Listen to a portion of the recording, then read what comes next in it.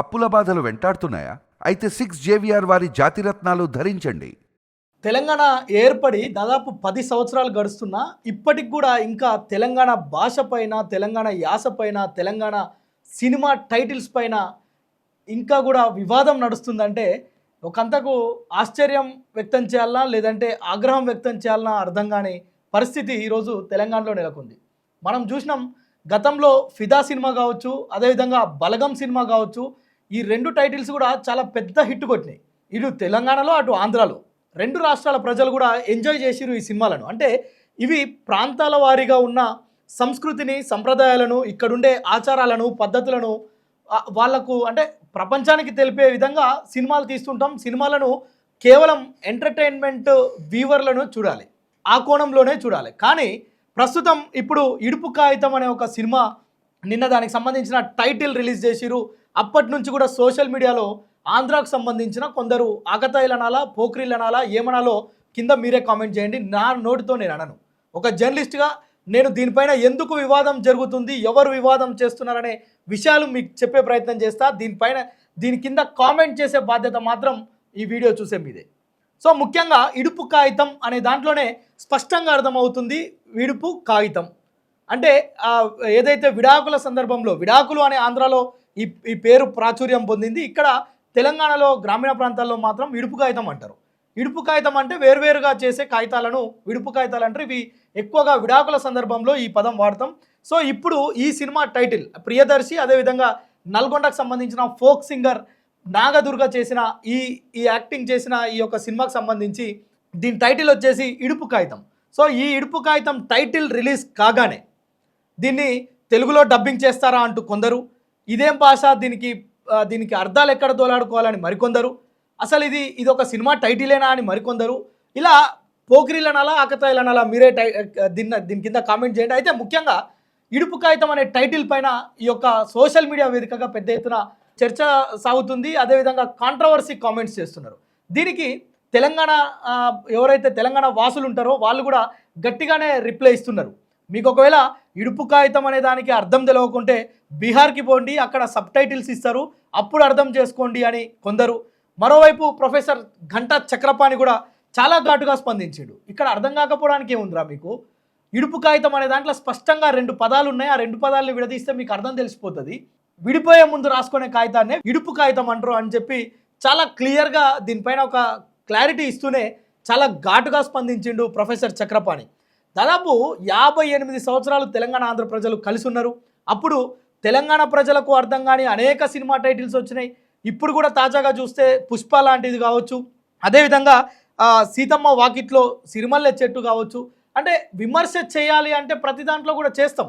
కానీ అప్పుడు ఎవరు కూడా తెలంగాణ వాదులు దీనిపైన తెలంగాణ యాసకు సంబంధించి, భాషకు సంబంధించి ఈ సినిమాలు మాకు అర్థం కావట్లేవు అని కానీ, ఆ పదాలు ఏమైనా అర్థం కావట్లేవు అని కానీ ఎవరు చూడలే. కేవలం ఎంటర్టైన్మెంట్ కోణంలోనే మాత్రమే ఆ సినిమాలను ఎంజాయ్ చేసిరు. మనం చూసినాం, అప్పుడు ఎలాంటి వివాదం జరగలే. కానీ బలగం, అదేవిధంగా ఫిదా, దసరా లాంటి సినిమాలు వచ్చినప్పుడు ఆంధ్రాకు సంబంధించి కొందరు వ్యక్తులు వాస్తవంగా భాషను, మనుషులను గౌరవించే వ్యక్తులు ఎవరు కూడా ఇలాంటి కామెంట్ చేయరు. కేవలం సోషల్ మీడియాలో ఏదో పబ్బం గడుపుకోవాలి, కాలయాపన చేయాలి, ఏదో ఒక దానిపైన చర్చ జరపాలనే ఆకతాయి ఆలోచనలు ఉన్న వాళ్ళు మాత్రమే ఇలాంటివి చేస్తారని తెలంగాణ నెటిజన్లు బాగా స్పందిస్తున్నారు. అయితే నిజానికి ఈ యొక్క సినిమా టైటిల్ విడుదలైన కానుంచి టైటిల్ పైన ఒక రాద్ధాంతం జరుగుతుంది. సోషల్ మీడియాలో చర్చ జరుగుతుంది.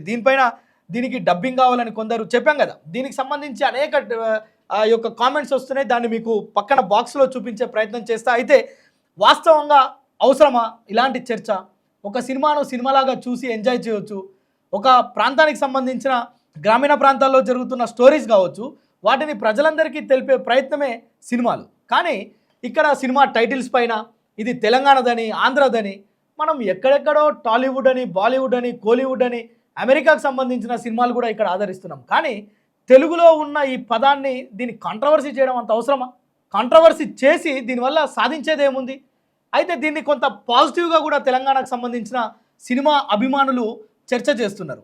అరే భయ్, మీరు ఏదన్నా చేయరి, మా సినిమాకు అంటే ఇడుపు కాగితం సినిమాకు మీరు ఫ్రీగా ప్రమోషన్ ఇస్తున్నారు ఆంధ్రాలో అని చెప్పి వెటకారంగా స్పందిస్తున్న పరిస్థితులు కూడా మనం చూస్తున్నాం. అయితే నిజానికి ఇలాంటి ఒకవేళ ఇలాంటి ఒక చర్చకు దారితీయడం అనేది అవసరమా అంటే వాస్తవంగా అవసరం లేదు. ఎందుకంటే రెండు తెలుగు రాష్ట్రాలను మొదటి నుంచి కూడా చెప్తున్నాం. రెండు తెలుగు రాష్ట్రాలంటే ఒక వ్యక్తికి ఉండే రెండు కండ్ల లాంటివి. అవి అన్నదమ్ముల్లా ఉండాలి తప్ప ప్రతి చిన్న దాన్ని ఆర్గ్యుమెంట్ చేయడం, సోషల్ మీడియా వేదికగా కించపరచడం, సోషల్ మీడియాలో విమర్శించడం, ఇది తెలంగాణ కావచ్చు, ఆంధ్ర కావచ్చు. మనం ఒక రకంగా ఈ ఈ ఆంధ్రాకు సంబంధించిన యాసలు కనుక చూస్తే, ఇప్పుడు ఒకవేళ నీకు ఇడుపు కాగితమే సమస్యగా ఉంటే, ఆంధ్రాలో రాయలసీమకు పోతే ఒక రకంగా ఉంటుంది, శ్రీకాకుళం పోతే మరొక రకంగా ఉంటుంది యాస. ఒక్కొక్కరు చాలా దీర్ఘం తీసి మాట్లాడుతుంటారు. దాన్ని కామెంట్ చేయాలంటే ప్రతి ఒక్కరు చేయొచ్చు.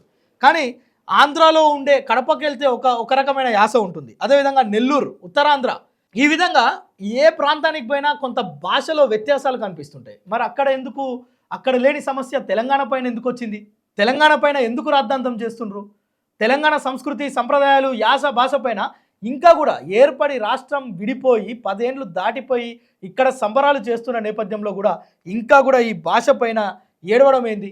మరోవైపు కొందరు కామెంట్ చేస్తున్నారు, ఇడుపు కాగితం అనే టైటిల్ని కనుక పక్కన పెడితే అందులో స్టోరీ ఏంటి, సాంగ్స్ ఏంటి, కవులు ఎవరు, కళాకారులు ఎవరు, కాన్సెప్ట్ ఏంటి, ఇదేది పట్టించుకోకుండా కేవలం ఇడుపు కాగితం అనే ఒక టైటిల్ని ఈరోజు పెద్దగా దాన్ని రప్చర్ చేసే ప్రయత్నం చేస్తున్నారు. అంటే తెలంగాణ భాష పైన దాడి చేసే ప్రయత్నం చేస్తున్నారని ఇక్కడ కవులు, ఇక్కడున్న ప్రజలు, తెలంగాణ అభిమానులు, ఆంధ్రాకు సంబంధించిన అభిమానులు కూడా ఇది కరెక్ట్ పద్ధతి కాదు అని కామెంట్స్ చేస్తున్న పరిస్థితి. ఎస్, నిజంగా పక్క రాష్ట్ర ప్రజలు కావచ్చు, మన దేశం ఇదొక మొత్తం భారతదేశం మొత్తం కూడా మనం గౌరవించుకోవాల్సిన పరిస్థితి. అట్లాంటిది రెండు తెలుగు రాష్ట్రాల ప్రజలు, తెలుగు రాష్ట్రాల యువకులు, తెలుగు రాష్ట్రాల సినిమా అభిమానులు సోషల్ మీడియా వేదికగా కొట్లాడుకోవడం అనేది నిజంగా కూడా ఇది సిగ్గుమాలిన చర్యగా దీన్ని అభివర్ణించవచ్చు. నిజానికి దీనిపైన పెద్ద వాళ్ళంతా స్పందిస్తూ ఈ టైటిల్స్ పైన వివాదం చేయొద్దు, టైటిల్స్ని కేవలం సినిమాలాగానే చూడాలని చెప్పి మాట్లాడుతున్న పరిస్థితి.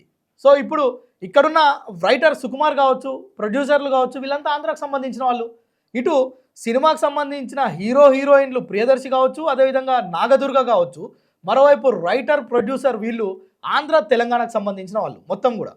ఇక్కడ కళాకారులంతా కూడా తెలంగాణకు సంబంధించిన వాళ్ళు, దీనికి పెట్టుబడిదారులు, అదేవిధంగా రైటర్ మాత్రం ఆంధ్రాకు సంబంధించిన వాళ్ళు.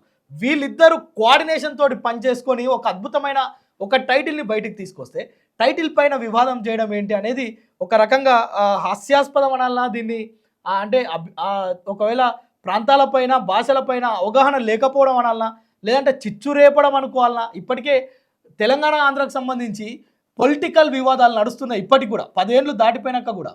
ఎందుకంటే పదవులు కావచ్చు, పంపకాలు కావచ్చు, నీటి వాటాలు కావచ్చు, భాష కావచ్చు, యాస కావచ్చు, అన్నిటి విషయంలో పొలిటికల్ వివాదం కొనసాగుతుండగా ఏదైనా కొత్త సినిమా రాగానే ఇది ఒక ప్రత్యేకమైన చర్చ చేయడం, కాంట్రవర్సీ క్రియేట్ చేయడం నిజంగా కూడా ఇది దురదృష్టకరం అని చెప్పుకోవాలి. తెలంగాణ ప్రజలందరూ కూడా దీన్ని ఓ రకంగా తిప్పికొడుతున్న పరిస్థితి.